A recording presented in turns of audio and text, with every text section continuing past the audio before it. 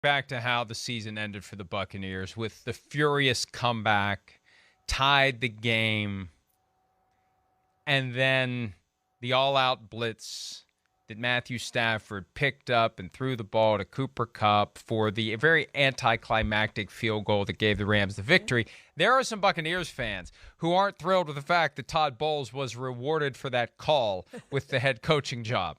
So I think they are hoping that they will not see more of the same in 2022. And that is the one thing, to take it back to the beginning before we move to one player who has yet to re-up with the Bucs. To take it all the way back to the beginning, and something we said when Bruce Arians stepped aside. Let's not take for granted his value as your game day head coach, because the coaches who stand out are the ones who screw up, the ones who make bad decisions, the ones who go for it on fourth down when they shouldn't, or don't go for it on fourth down when they should, the ones who mismanage the clock, the ones who ice their own kicker, the ones who become the talking points and the laugh lines the following day. It's never Bruce Arians. He never screws up game day. Has he ever been a guy, and I've been thinking about this from time to time, has he ever been a guy that we lead a Monday discussion by saying, well, that dumbass screwed everything up or his team would have won? That is a great question. And every game that they've played is kind of going through my head, trying to think of one when they messed up. And the only one I can think of is the fourth down Tom Brady, but that wasn't on Bruce Arians. That was on Tom Brady. So I can't think of one, Mike, when he screwed up a game, when we started questioning. I'm sure there's one in there somewhere, but they don't come to mind right away of something that he screwed up. It's a great point. He was good on game day. Very, very good as a head coach on game day. Very good on game day as a tight end is Rob Gronkowski, and he continues to be unsigned. He has said if he's going to play at all in 2022, it will be for the Buccaneers.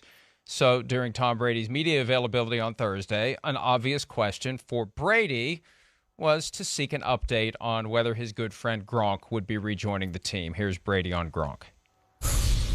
Tom, you spent some time with Gronk this offseason. How optimistic are you of his return? I think it's just obviously totally up to him, and we'd all, love to play with him, but he's got to make the best decision for himself, and he knows that. So anyone who cares about him knows that he's doing what's right for him, which is, trying to figure it out. And, we don't have training camp for about 6 weeks. So whatever he's got to do to figure it out. And I think we'll, be hopeful if he does. And if he doesn't, then, we still got to go out there and figure out what to do. Yeah, hey, they need him. They want him. And you know what I think it comes down to? And Gronk is smart enough to not make this the issue publicly. I think that's the first time in my life I've ever said Gronk is smart enough with anything coming after it. Yeah. But I think that he wants more money. This gets back to the Travis Kelce versus the top receivers conversation that George Kittle got started a few weeks back. Rob Gronkowski is worth more than the $8, $9, or $10 million that he's gotten per year in recent years. If you've got receivers out there making $25, $27, $29 million, Gronk is at least a $15 million guy if you want him back for another year. He's too good. 6'7", can still move, makes clutch catches, helps you win championships. I think that in his mind, and not that he's being greedy per se, but at this age, and you know what? Physical toll arises from playing in the NFL.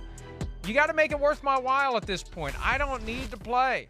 Gronk has never spent any of his football money. He lives off of his endorsements, and he probably has a lot of that money socked away. He doesn't need it. If you're going to pay me $8, $9, $10 million for another season of this, it's not worth it. If we start getting up into the range of 15, 16, 17, it's worth it. It may be that simple. And again, it's not a matter of greed. It's a matter of what it's going to take to get Rob Gronkowski to turn his life over to the Tampa Bay Buccaneers from late July until, ideally for them, the middle of February. He made $9.25 and $8 million with the Bucs, and he made another $1 million in incentives last year, Mike. So you're right. He is vastly underpaid for what he is as a tight end, because I would argue that it's probably the greatest tight end in NFL history. And there's some great tight ends who have played in this game. I mean, we all know who those guys are, but I would rank him probably as the greatest of all time. And 5 years after he retires for good, we know he retired in 2019, he'll be in the Pro Football Hall of Fame. I'm not as certain, Mike, that it's about money as it is about Gronk just enjoying his life, having a good time. And I guarantee you he's working out right now. I guarantee you he's catching passes from Tom Brady right now. But I know how much he enjoys his offseason and doing what he does. He didn't want to show up for that mini camp, and why would you at his age and what he's done in this league? He wants to do other things and have fun, and we've seen it. We've seen his pictures. We've seen the videos everywhere. I think he's just having a great time. He says, forget this. I'm not showing up until I have to show up. So I think he'll sign before training camp. The money may be an issue, maybe not. I guess we'll find that out when he does sign. I do expect him to come back. The Bucs right now have $12 million under their salary cap, but we know, as the Rams have shown, you can make anything work. And the Bucs have been very good at those voidable years on the back end of those deals. They'll make this work however much it takes to get Gronk back on this team. But I expect him to be back. Don't you expect him to play this year? F that cap in Tampa Bay. Look, and it may be as simple as I'm not coming back before training camp if it's going to be another $10 million compensation package. If you really are going to blow me away, then I'll sign up for the full off season and mandatory minicamp and whatever else. But I really do think at some point money is a factor here. It should be. Why shouldn't it be? Why should he play for them for less than what he's worth or dramatically less than he's worth? I mean, I think anything under $20 million is less than he's worth at this point, given what he can still do at a key moment. That's what we can't overlook. For as clutch as Tom Brady is in a big moment, Gronk is clutch too in those big moments. And that's when you've put the finishing touches on a potential championship team. That's when you engineer those margins we were talking about earlier in your favor so you win the game and you move on to the next level. So I think he'll be there. I think he will. And I think that every football player has a different feeling when you get to late July, early August. The grass starts to have a different smell to it. It's football season again.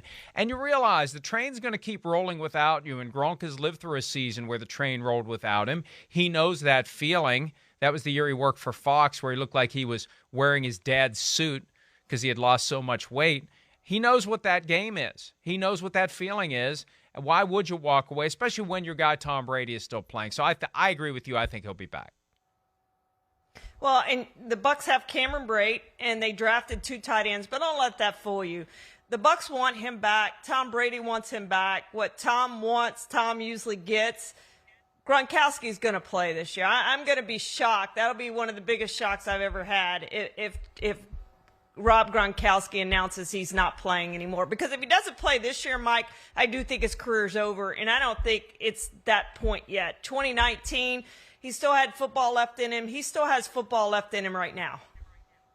I still think there would be a chance if he doesn't play this year, depending upon where Tom Brady goes next year, whether it's broadcast booth or Miami or somewhere else, maybe one last shot of the Gronk signal with a new team. Let's do it with a third team. I think there's going to be some allure to that. Teaming up and winning a Super Bowl with a third franchise with Tom Brady, but that's down the road on one hand. On the other hand, it's going to be here before we know it. Hi, I'm Mike Tirico, and thanks for watching. Make sure to hit subscribe for the latest news and highlights from NBC Sports.